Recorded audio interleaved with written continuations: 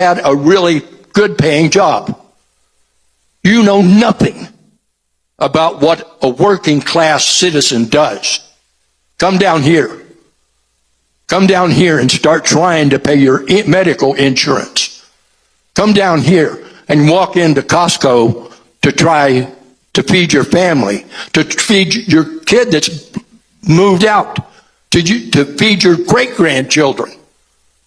I had a very good job in California, and I'm able to feed my family, and it goes all the way to great-grandchildren.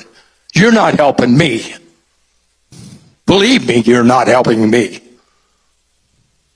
You need to take your head out of Trump's ass and start doing your representation of us. Thank you. Did you say your name's Fred?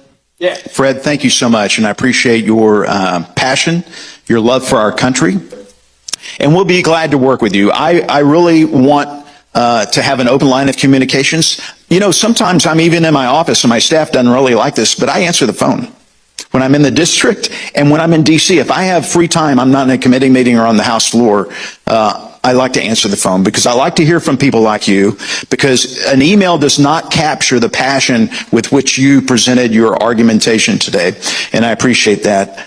You're right, our farmers have not had a great deal. I do believe that the so-called subsidies or the safety nets that farmers receive are imperative to their survival.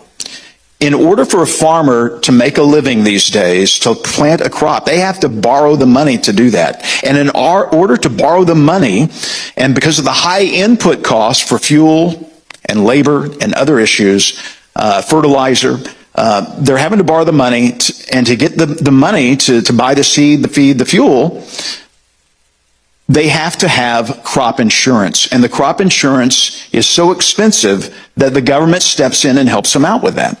I think that is a worthy investment to make sure that we can eat as Americans and that we can help feed the world. And I will stand by that. And that's why we had these programs expanded in the so-called One Big Beautiful Bill, H.R. 1, and I will stand by that. You were talking about state issues.